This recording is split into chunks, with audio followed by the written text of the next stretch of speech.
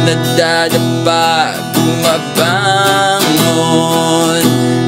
gaya ng puno, hindi pumapalag. Boses naman ang pag-uusapan natin ngayon, Nocturnes. At ang tanong na ating sasagutin ay, may kulang ba sa bokabularyo ng lalaki? Sa kultura natin ngayon, may mga sinasabi yung mga lalaki, na alam naman natin, well, parang mas madaling makita yung mga kulang eh. Kasi kumpara sa babae, hindi mas ganong kasalita yung lalaki. Kaya dapat yung tanong na ating sagutin nga ay yung kung ano ba yung kulang. At yun ang papansin kong kulang eh. Kulang kasi nahihirapan tayong i-express yun, mga Nocturne. Nahihiya dahil wala sa ating narrative, cultural narrative, na kapag lalaki ka, sinasabi mo yung bagay na yun. So, yung tanging naisip ko lamang na kulang sa vocabulary natin ay yung mga salitang kailangan para sa paghingi ng tulong. Yung mga salitang kapag hindi mo na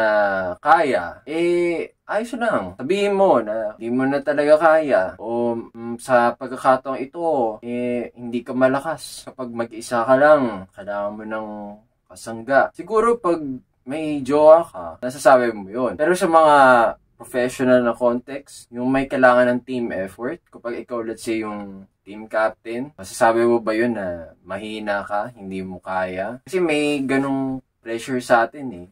Basta na kung meron kang leadership position, tapos lalaki ka pa, na magpanggap na hindi ka nasisira, na wala kang pinagdadaan ng struggle.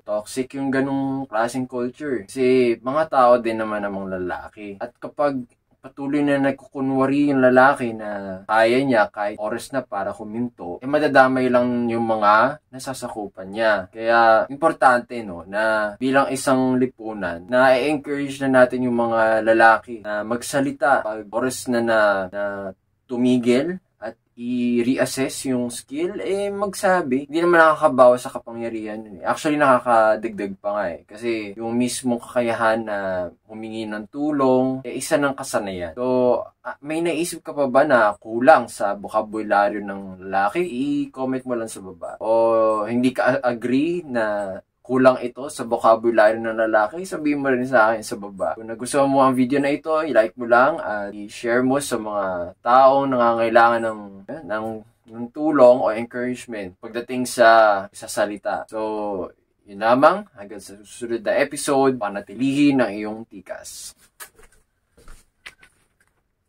Pagkabitaw ng mga bakal, lumilitaw ang mga ugat, tumingala at lumingon, harapin mo ang pintuang iyon.